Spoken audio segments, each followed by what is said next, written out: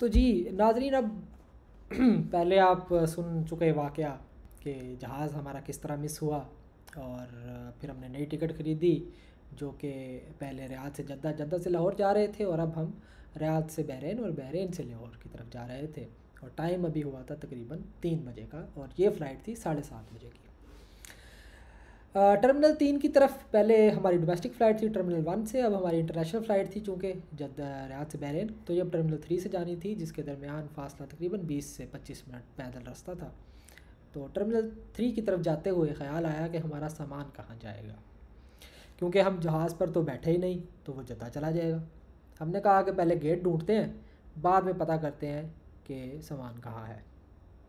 20 से 25 मिनट में हम गेट पर पहुंच गए। वहाँ और भी लोग थे, कुछ बैठे थे, कुछ खड़े थे, बल्कि बोर्डिंग काउंटर भी अभी नहीं खुला था, क्योंकि वो यूजुअली 3 घंटे पहले खुलता है, और अभी फ़्लाइट में तकरीबन 4 साढ़े 4 घंटे का वक्त बाकी था। तैमूर ने मुझे कहा कि तुम यहाँ खड़े हो, मैं सामान का पता करके आता हूँ। वो पहले सिक्योरिटी वाले या पुलिस वालों के पास गया, उन्होंने उसको लगेज कंट्रोल वालों के पास भेज दिया। वहाँ पर किसी ने बताया कि आपका सामान जद्दा चला जाएगा, तो आप जद्दा एयरपोर्ट फ़ोन करके या ईमेल करके बता सकते हैं कि वो सामान पाकिस्तान यानी लाहौर भेज दें, 1 या 2 दिन तक। अब हमारा तो सब कुछ ही सामान में था, बल्कि हमारे पास किसी और का सामान भी था। अब हम सोच रहे थे कि यार अब ये क्या नई टेंशन है। मुझे शदीद भूख भी लग रही थी। जितनी देर में तैमूर सामान का पता करने गया, मैंने उधर उधर देखा कि खाने के लिए कुछ मिल जाए, मगर कुछ भी नहीं था। हाँ, वहाँ पानी की बोतलें फ्री दस्तियाब थीं, वही निकाल ली एक। तैमूर भाई को 20 से 25 मिनट बाद वापस आए, तो आकर कहने लगे कि सामान तो गया, यानी वो तो पता नहीं कैसे और कब मिलेगा। मैंने कहा कि तुम खड़े हो, मैं पता करके आता हूँ। लो जी, अब मैं चल पड़ा टर्मिनल 1 की तरफ, जहाँ लगेज कंट्रोल था। अब वो एरिया लाउंज के अंदर था, और सिक्योरिटी वाला मुझे जाने नहीं दे रहा था। बहुत मिन्नत और तरले करने के बाद कहने लगा कि अच्छा आ जाओ, और जल्दी से पूछो। मैं सेंसर से गुजरा तो बीप बजी। उसने कहा कि बूट और बेल्ट भी उतार दो, मैंने उतार दी। फिर कोट पहन रखा था, वो भी उतार दिया, मोबाइल भी रख दिया, मगर बीप फिर भी बजती जा रही थी। 3 से 4 दफ़ा ऐसा हुआ, और अब सिर्फ पैंट और शर्ट ही बाकी रह गई थी जिस्म पर। जब उसने चौथी मरतबा अपनी कुर्सी पर बैठे बैठे मना किया, तो मैंने अपना सामान उठाना शुरू कर दिया। अब अब उसने देखा कि भाई ये क्या कर रहा है, कहने लगा व्हाट हैपेंड। मैंने कहा कि नहीं, मुझे नहीं जाना अंदर, मैं जा रहा हूँ वापस। तब वो अपनी कुर्सी से उठा और कहने लगा कि अच्छा आ जाओ। अब वो मैनुअली मुझे बॉडी सर्च करने के लिए बुला रहा था। चीज़ें वापस रखते हुए मुझे एहसास हुआ कि घड़ी तो उतारी नहीं थी, तो चुपके से वो भी उतार दी, वरना बेइज्जती की काफ़ी गुंजाइश मौजूद थी। खैर, उसने बॉडी सर्च की और जाने दिया। पर इस चेकिंग से कोई 200-300 मीटर के फासले पर लगेज कंट्रोल था, जहाँ पर बज़ाहिर कोई भी नहीं था। कुछ देर बाद एक बंदा नज़र आया, उसको अपना वाक़या सुनाया। उसने भी जद्दा वाली बात दोहरा दी कि वो जद्दा एयरपोर्ट पर जाएगा, जब आप पाकिस्तान पहुँचेंगे तो वहाँ से एक ईमेल करवाएं तो सामान वहाँ पहुँच जाएगा। ये जवाब बात सुनकर तसल्ली नहीं हो रही थी। उन्होंने बताया चूँकि आपकी कनेक्टिंग फ़्लाइट थी, इसलिए आपका सामान रियाद से जद्दा और जद्दा से लाहौर के लिए बुक हुआ था। बल्कि इसी दौरान ये बात एक सुपरवाइज़र ने बताई। एक सुपरवाइज़र बाद में वहाँ पर आ गया। उसने बताया कि क्योंकि आपका सामान, जो उसने मुझे टिकट थी उसमें बताया कि आपका सामान जो बुक हुआ था वो जद्दा से रियाद से जद्दा और जद्दा से लाहौर के लिए बुक हुआ था। तो आपका सामान, आप पहुँचे ना पहुँचे, सामान आपका टाइम से लाहौर पहुँच जाएगा। ये काफ़ी कुछ अरसे में एक अच्छी ख़बर थी जो हमें मिली। मैंने वापस आकर तैमूर को बताया तो कुछ तसल्ली हुई। तो तैमूर कहने लगा कि भाई अब तू टेंशन ना ले, अब सब ठीक हो गया है। मैंने कहा भाई जब तक जहाज़ लाहौर नहीं उतर जाएगा तब तक मुझे टेंशन रहेगी। अच्छा, यहाँ एक और मज़े की बात हमारे साथ ये हुई कि वो ये थी कि अब ये थी इंटरनेशनल फ़्लाइट, और इस पर आप आब ज़मज़म ले जा सकते थे, और वो आब ज़मज़म हम पहले ही किसी को दे चुके थे। खैर, हमारी किस्मत, क्या कह सकते थे। 3 से लेकर 7 बजे तक का टाइम हमने खड़े होकर गुजारा, और इस दौरान तैमूर ने सिगरेट को हाथ भी नहीं लगाया, और भूख से तो हमारे वैसे ही हालात ख़राब हो रहे थे। अल्लाह अल्लाह करके जहाज़ में बैठने के लिए कतारें लगी, और अभी दिल में ख़्याल आ ही रहे थे कि यार अभी भी दिल में ख्याल आ रहे थे कि यार कहीं गलत जहाज़ में ना बैठ जाए, इसलिए काफ़ी लोगों से कंफर्म किया कि ये जहाज़ बहरीन जा रहा है और बहरीन के बाद लाहौर जाएगा। खैर हम जहाज़ में बैठ गए। फ़्लाइट ज़्यादा लंबी नहीं थी, यही कोई 1 घंटा 10-15 मिनट की होगी। 8:45 पर हम मनामा बहरीन एयरपोर्ट पर पहुंच गए। बहरीन एयरपोर्ट बहुत पुरसकून था और ख़ूबसूरत भी था, और जो काबिल गौर बात थी कि यहाँ गोरे भी नज़र आ रहे थे, वरना रियाद में तो 2 महीने सिर भी दिखाई दे रहे थे। इसके अलावा वहाँ कुछ माहौल भी ओपन था। बहरहाल ये चेंज अच्छा लगा। अभी मैं इस चेंज से लुत्फ़अंदोज़ होने की कोशिश कर ही रहा था कि सिक्योरिटी और स्कैनिंग के मुकाम पर एक खातून अफसर ने मेरा बैग बेल्ट से उतारा। वहाँ पर जो ख़वातीन अफसर मौजूद थीं वो सभी कम अज़ कम 6-6 फुट की थीं और भारी भरकम कमांडोज़ की तरह दिख रही थी। तो मेरी तो दिल की धड़कन तेज़ हो गई कि लो जी शुएब साहब, आप तो गए। उन्होंने मेरा हैंड बैग खोला और पैकिंग टेप थी जो गालबन हैंड कैरी में अलाउड नहीं होती, मैंने आते वक्त नई ख़रीदी थी, उसने निकाली और साथ ही एक बड़ी सी डस्टबिन में फेंक दी और बैग मेरी तरफ फेंक दिया। ले जी अब हम लाउंज में आ गए। बहरीन पे एयरपोर्ट जो है वो लंबाई का रुख बना हुआ है और बहुत लंबे लंबे कॉरिडोर्स हैं, उनके अंदर ही फ्री जोन्स और शॉपिंग सेंटर्स भी थे।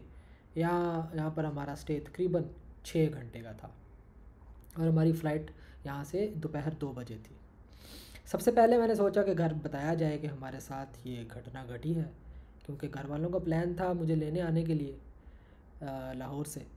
लेकिन अब हिम्मत नहीं हो रही थी कि कैसे बताएं कि जहाज़ कैसे मिस हुआ, टिकट भी ज़ाया हो गई ऑफ़िस वालों ने जो करवाई हुई थी वगैरह वगैरह। एयरपोर्ट के फ्री वाईफाई से फ़ोन तो कनेक्ट किया और अब्बू को कॉल मिलाई।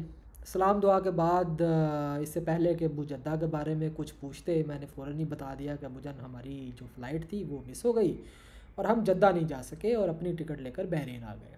ये सब कुछ मैं एक ही सांस में बोल गया। अब मैं ये तवक्को कर रहा था कि डांट पड़ेगी और कि भाई क्या लापरवाही करते हो, ऑफ़िस वालों को बताया कि नहीं वगैरह वगैरह। इसके बरक्स अबू जान ने इंतहाई कूल लहजे में कहा कि तो फिर तो ये गलफेयर होगी। मैंने कहा कि जी हाँ, इसका तो फिर यहाँ 5-6 घंटे का स्टे होगा। मैंने कहा कि हाँ जी ऐसा ही है। तो फिर तो ये 2 बजे चलेगी और लाहौर ये 6-6:30 बजे पहुँचेगी। मैंने कहा हाँ जी अबू जान ऐसा ही है। अच्छा चलो फिर हम घर से 3 बजे निकलेंगे।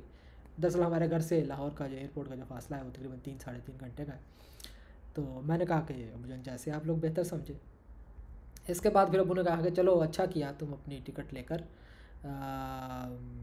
बहरीन आ गए, तो अब खाना शाना खाओ और इन्जॉय करो और रेस्ट भी कर लो। कौन सा तुम लोगों ने कुछ खाया होगा या आराम किया होगा। मैंने कहा कि जी अबू जान अल्लाह हाफिज़। मैंने फ़ोन बंद किया और कहा कि लो जी अब्बू को तो पहले ही सारा कुछ पता था। खैर इस गुफ्तगू के बाद ज़हन थोड़ा रिलैक्स हो गया। मैंने तैमूर को कहा कि आओ भाई खाना खाते हैं। हम दोनों के पास मिला के कोई 300-350 रियाल थे। पहले हमने मैकडोनल्ड पे जाके महंगे वाला बर्गर खाया, उसके बाद हमने स्टारबक्स की कॉफ़ी पी और कुछ पैसों की हमने ड्यूटी फ्री से शॉपिंग कर ली। इसके बाद मैं भी लेट गया और तैमूर भी। अब तकरीबन 1 बज रहे थे और हम गेट नंबर 33 के सामने जाकर खड़े हो गए जहाँ से हमारा जहाज़ जाना था। चंद लोगों से कंफर्म भी कर लिया कि लाहौर के लिए जो जहाज़ है वो यहीं से जाएगा। बोर्डिंग टाइम 1:30 था, तो वो अपने टाइम पर बोर्डिंग शुरू हो गई। एंड 1:30 पर कहानी में एक अनएक्सपेक्टेड ट्विस्ट आया। कराची के वो लड़के जिनके बारे में मैंने शुरू में बताया कि उन्होंने बहरीन से कराची जाना था, तो वो हमें सी ऑफ करने भी आए थे। लो जी वो मिल गए हमें वहाँ पे। खुशी और खैरत के मिले जुले जज्बात के साथ हम मिले। एक भाई ने हमसे बहरीन में होने की वजह पूछी, तो तैमूर ने कहा कि दरअसल हमने अपनी टिकटें गौर से नहीं देखी थी, हमारी फ़्लाइट जद्दा से बहरीन थी और उस दोस्त ने नाम मानने वाली नज़रों से हमें देखा और कोई सवाल नहीं किया। उसके बहरहाल वो कहा चलो ठीक है कह रहे हो तो ऐसा ही होगा। उसके बाद उस दोस्त ने तैमूर से कहा कि भाई आओ एक सिगरेट पी के आते हैं। हमारी बोर्डिंग शुरू हो चुकी थी और अब दोनों लैपटॉप बैग मेरे हाथ में थे। इस सवाल के बाद तैमूर भाई मेरी तरफ देखने लगे और मैं तैमूर की तरफ। मैंने उसका बैग उसको झटके से पकड़ाया और कहा मैं जा रहा हूँ, तुम सिगरेट पी आओ। ये सुनकर तैमूर ने उस दोस्त से कहा कि नहीं यार मैंने अभी पी है। उस दोस्त ने मेरी तरफ इशारा करके कहा इसको क्या हो गया। तैमूर भाई ने कहा नहीं नहीं कुछ नहीं बस जाने दो। अब उस दोस्त को क्या बताते कि भाई सिगरेट पीते पीते और भागम भाग देखते देखते जो भागम भाग हमारी हुई और जो कीमत हमें अदा करनी पड़ी वो क्या है। खैर, जहाज़ अपने वक्त पर रवाना हुआ और अब हमारी मुसीबतों का अख्ताम होने जा रहा था। 3:30 की फ़्लाइट थी जो 6:30 बजे लाहौर पहुंच गई। 7:30 बजे तक इमिग्रेशन मुकम्मल हो गई और फ़ोन करके घर वालों को बता दिया कि हम बाहर आने वाले हैं। सामान वाली जगह पर काफ़ी रश था, मगर हमारा सामान तो पहले ही आ चुका था जो लगेज कंट्रोल वालों के पास महफूज था। हम गए, टोकन दिखाए और सामान ले आए। सामान की चेकिंग करवाई और बाहर आ गए। तो बाहर घर वाले, अम्मी, अब्बू, बाजी वगैरह सब लेने आए हुए थे। बहरीन से चलते हुए एक तस्वीर मैंने घर के नंबर पर भेजी थी जिसमें मैंने एक कोट पहन रखा था। तो बाजी ने मुझसे पूछा कि तुम्हारा कोट कहाँ है। एक लम्हे को तो मैंने सोचा कि हाँ यार, कोट तो वाकई गायब है। मैं वापस भागा, लेकिन जो रेंजर के अफसर वहाँ खड़े थे उन्होंने मुझे कहा कि भाई किधर जा रहे हो। मैंने मस्कीन शक्ल बनाई तो उसने कहा चलते जाओ। मैं कन्वेयर बेल्ट तक गया जहाँ आखिरी दफ़ा मुझे याद था कि मैंने कोट उतारा था। पुलिस वालों से भी पूछा मगर कोई फ़ायदा नहीं हुआ और ख़ाली हाथ वापस आ गया। किस्मत मेरी अच्छी थी कि जहाज़ से निकलते वक्त और इमिग्रेशन के लिए मैंने जो पासपोर्ट और जितने भी कागजात मेरे कोट की जेब में थे वो मैंने निकाल कर अपनी जीन्स की जेब में डाल लिए थे। तो मेरे कोट में कुछ था नहीं। इसके बाद तो मुझे यकीन हो चला था कि आज का दिन मेरे लिए कुछ ज़्यादा आसान साबित नहीं हुआ। खैर, इन सब के बाद हमने एयरपोर्ट की पार्किंग में खड़े होकर सैंडविचेस खाए, चाय पी और फिर हमने अपने घर का सफ़र शुरू किया। और तकरीबन रात 12 बजे के करीब ये सफ़र तकरीबन 24 घंटे के बाद बेशुमार यादें छोड़कर अख्ताम पज़ीर हुआ।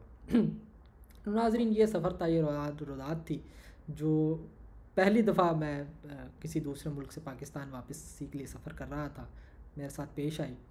और यकीन जानिए, उस दिन से लेकर आज के दिन तक मैं कभी भी अपने जो फ़्लाइट का गेट होता है हमेशा उसके आगे जाकर बैठ जाता हूँ और फिर जब तक जहाज़ में बैठ ना जाऊँ कोई और काम नहीं करता। खैर, ये एक अच्छा सफ़र था, यादें रहीं इसमें और शायद यही वजह है कि ये सफ़र मुझे आज इतने साल बाद भी मनोवन याद है कि उस टाइम क्या गुज़रा। तो उस टाइम तो लग रहा था कि शायद ये थोड़ा मतलब मुश्किलात पेश आ रही थी, लेकिन बाद में ये एक इस तरह की याद बन जाती है कि इंसान पूरी ज़िंदगी इस चीज़ को याद रखता है। तो आपके साथ भी यकीनन इस तरह के बहुत सारे वाक़यात आपकी ज़िंदगी में भी हुए होंगे। तो दुआ में याद रखिएगा। अल्लाह हाफ़िज़।